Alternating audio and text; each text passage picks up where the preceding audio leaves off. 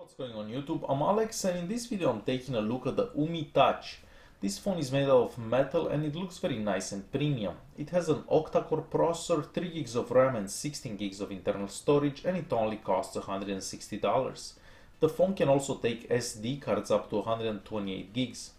The 5.5-inch screen has a 1080p resolution and it has very nice and vibrant colors. The viewing angles are also excellent and the screen gets bright enough to be easily seen in bright daylight.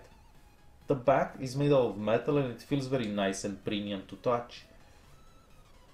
On the back we also have a 13 megapixel camera that takes somewhat decent pictures. We'll take a closer look at the camera later on in the video. At the bottom of the phone we have a charging port and the microphone. On top we only have a 3.5mm audio jack. On the front of the phone there is a 5 megapixel camera sensor, but unfortunately there is no notification light. The home button is also a fingerprint scanner. This button is made out of plastic and feels very cheap. It also tends to get stuck all the time. The fingerprint scanner is one of the absolute worst that I have ever tried. No matter if you save the same finger 5 times, it will still have trouble recognizing your finger. I have tried it over and over, but unfortunately, this fingerprint scanner is not usable. They shouldn't have included such a horrible fingerprint scanner on this phone. I would have definitely traded this for like a notification light. Well, aside from the horrible fingerprint scanner, there are some cool features like the double tap to wake up. So you double tap the screen twice and the phone wakes up. So overall, considering this phone isn't that expensive, it offers quite a good value. So let's take a closer look at this phone.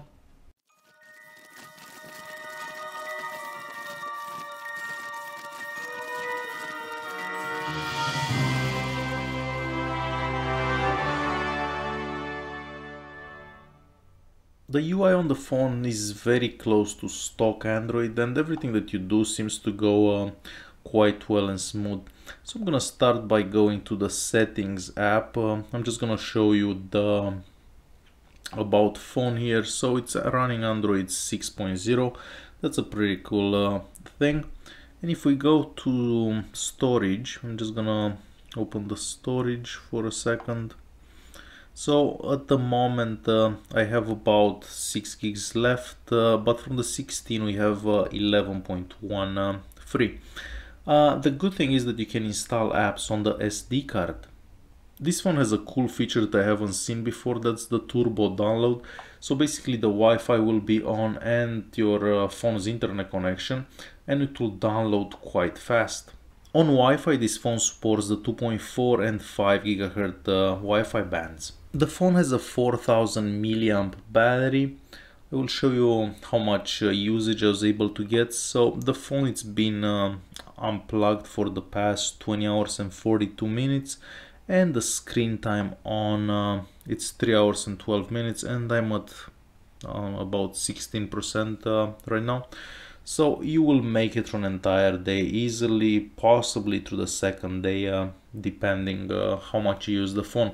The Antutu benchmark score is about 38,000. That's pretty good considering the phone costs only about $150 or so. Here is some information about the phone, and here we see some sensors. However, I noticed that some of the sensors don't actually work, so they are fake. If we scroll again, here we're gonna see a multi-core score on Geekbench 3 of 2617 and a single core score of 610. And here again some information about the phone itself. So as I've said before, lots of the sensors are fake. So if we look here, we see the list of the sensors available. However, not all of them work. So this one works. If we go to this one, it does not work. Orientation also doesn't work. Gyroscope again doesn't work. The light sensor, it works fine. The proximity sensor also works, and the other ones don't work. So a lot of the sensors are faked. Due to the fake sensors, obviously an app like the Compass will not work. Also the Google Cardboard won't work with this phone. On the GPS test, so I'm gonna turn on the GPS test, so it will get a fix right away. I'm inside the house and it does connect like extremely fast no matter where you are. On the multi-touch tester, we noticed that the screen can be touched in 5 places at the same time. However, I did find that the screen is not that sensitive. Sometimes you touch it and you actually have to touch it again for the screen to register. With the root checker app, I'm gonna verify if this phone has proper root access, and no, it does not have root access. A speed test on Wi-Fi will show what speeds it gets. My network it's not that fast, so this is a pretty decent speed.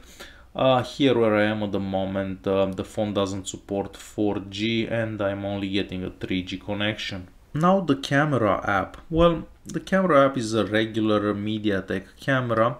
However, we are missing a couple of options here. So if we go into camera here, the picture size cannot be changed, and I kind of want to change the picture size every now and then. We can change the video quality, and right after this I will show you a couple of clips taken with this and a couple of pictures also taken with this. So in bright daylight it does okay. It takes a bit to focus and to take the picture, so it's kind of slow. If it's not that bright, it takes forever to focus and the pictures don't look that great either. The front facing camera, we do have a flash right here on the front, so that helps sometimes in some situations. The front facing camera pictures are okay, but I have seen much better, and considering that's a 5 megapixel sensor, I was expecting a lot more. So the next clip, it's gonna be filmed with this phone, and the pictures that you're gonna see are also taken with this phone.